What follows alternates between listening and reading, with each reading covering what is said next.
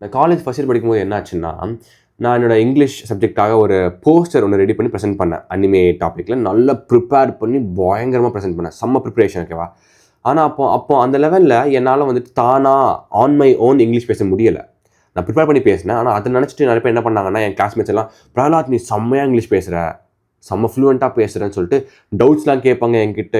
என்ன கூப்பிட்டு வந்து பேச சொல்லுவாங்க. ஆனால் உண்மையிலே பேக்ரவுண்டில் என்ன கதைனா, எனக்கு உண்மையிலே நான் பேச வராது. அப்போ அந்த மாதிரி I wasn't able to speak English on my own back then. No, not like this. அப்போ என்னாச்சுன்னா, எனக்கு ஒரு மாதிரி அவங்க எல்லாம் என்ன மாசம் நினச்சிட்டு இருக்காங்க.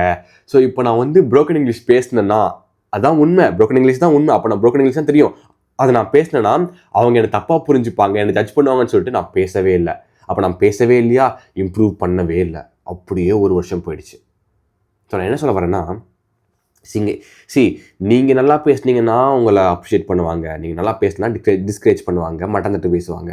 அதெல்லாம் கேட்காம உங்களுக்கு என்ன வேணுமோ அதை பண்ணிட்டு போங்களேன். ஏன்னா நம்மளுக்கு என்ன வேணும்னு நம்மளாம் தெரியும். ஸோ நம்ம எவ்வளோ கஷ்டப்பட போகிறோம், நம்ம எவ்வளோ கஷ்டப்பட்டுருக்கோம் நம்மளுக்கு மட்டும் தெரியும், யாருக்குமே தெரியாது. ஸோ மற்றவங்க என்ன சொல்கிறாங்க, அப்ரிஷியேஷனாக கூட இருக்கட்டும், என்கரேஜ்மெண்ட்டாகவே இருந்தாலும் இக்னோர் பண்ணிவிடுங்க. You don't want that. ஏன்னா அது என்கரேஜ்மெண்ட் மட்டும் இல்லை, அது ஒரு டேக். நீங்கள் ஒரு நல்ல பெர்ஃபார்மர்னால் நீங்கள் நல்லா மட்டும்தான் பண்ணுவீங்க, அமேசிங்காக பண்ண மாட்டீங்க. அது அப்படியே ஆகிடும். Hope you understand what I'm saying.